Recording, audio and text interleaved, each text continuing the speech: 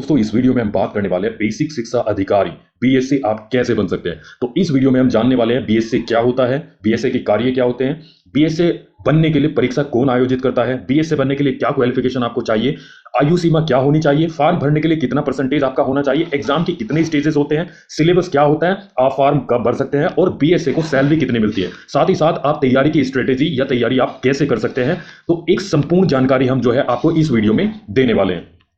दोस्तों अगर आप बीएसए बनना चाहते हैं तो एशिया का सबसे बड़ा गांव किस राज्य में है, इस प्रश्न का उत्तर आप कमेंट बॉक्स में जरूर दें।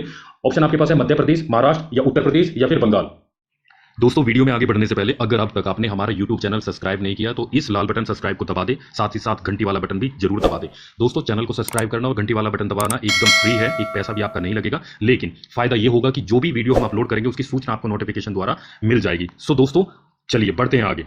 तो चलिए सबसे पहले जानते हैं बीएससी क्या है। बीएससी अगर बात करें तो बेसिक शिक्षा अधिकारी, हिंदी में अगर बात करें तो बेसिक शिक्षा अधिकारी जिले में शिक्षा विभाग के लिए सर्वोच्च पद जो है बेसिक शिक्षा अधिकारी का होता है। इस पद पर रहते हुए व्यक्ति संपूर्ण जिले की जो शिक्षा व्यवस्था का संचालन करता है। बेसिक शिक्षा अधिकारी जिले के सभी जो टीचर्स होते हैं, प्रिंसिपल्स होते हैं यानी कि अध्यापक और प्रधानाध्यापक, प्राइमरी तथा जूनियर जो हाई स्कूल की जांच करता है तथा जांच में कमी प्राप्त करने पर दंड का निर्धारण भी करता है।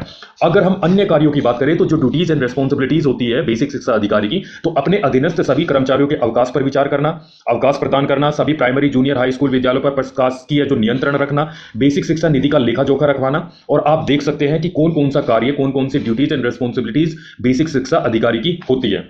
तो अब चलिए जानते हैं कि बेसिक शिक्षा अधिकारी अगर आप बनना चाहते हैं तो इस परीक्षा का आयोजन कौन करता है। तो राज्य का जो लोक सेवा आयोग होता है, स्टेट पब्लिक सर्विस कमीशन जो होता है, उसके द्वारा परीक्षा का आयोजन हर वर्ष कराया जाता है। प्रत्येक राज्य द्वारा अपने यहां पर जो है राज्य सेवा परीक्षा यानी कि जो पीसीएस एग्जाम है उसका आयोजन किया जाता है। जैसे उत्तर प्रदेश लोक सेवा आयोग यूपी पीएससी या यूपी पीसीएस परीक्षा का आयोजन प्रतिवर्ष कराया जाता है। ऐसे ही आप अपने राज्य में देख सकते हैं। अब हम बात करते हैं कि बेसिक शिक्षा अधिकारी बनने के लिए आपको क्वालिफिकेशन, आपकी जो शैक्षिक योग्यता है वो क्या होनी चाहिए, आयु सीमा क्या होनी चाहिए और कितना परसेंटेज आपको चाहिए। तो अगर एजुकेशनल क्वालिफिकेशन की बात करें तो आपको केवल मास्टर डिग्री पास होना चाहिए। पोस्ट ग्रेजुएट यानी कि master degree, MA, MCom, MSc, कोई भी मास्टर डिग्री आपकी हो तो आप जो है पास कर ली हो आपने तो आप अप्लाई कर सकते हैं। लेकिन अगर आप अपियरिंग है, फाइनल ईयर के आप एग्जाम दे चुके हैं, जब तक मतलब यह है कि जब तक आप एग्जाम के लिए अपेयर होते हैं तब तक जो है आपकी ये मास्टर डिग्री कंप्लीट हो जानी चाहिए।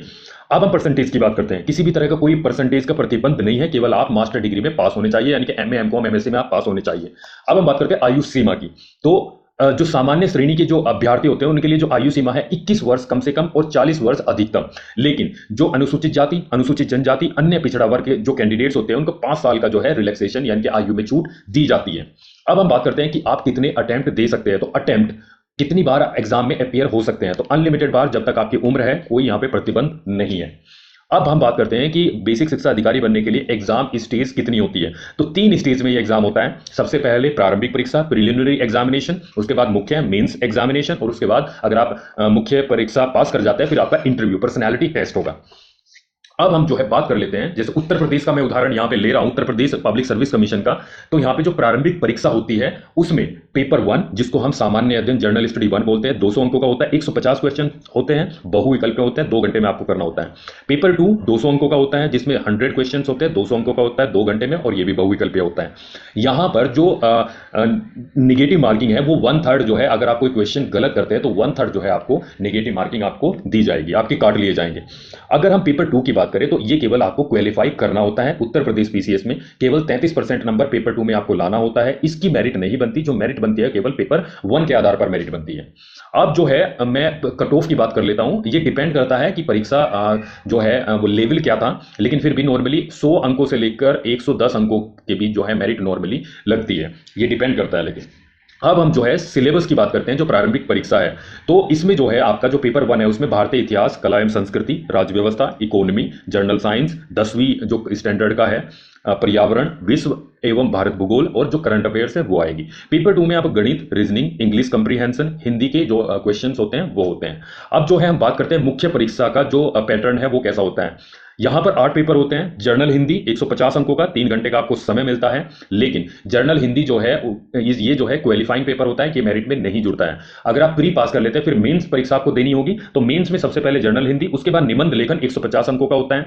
जो सामान्य अध्ययन पेपर 1, 2 और 3 200 अंकों के होते हैं। और जो सामान्य अध्ययन पेपर 4 होता है वो भी 200 अंकों का होता है। यहां पर आपको एक वैकल्पिक विषय ऑप्शनल सब्जेक्ट आपको चुनना होगा, जिसके 2 पेपर होंगे, दोनों पेपर 200 अंकों के होंगे।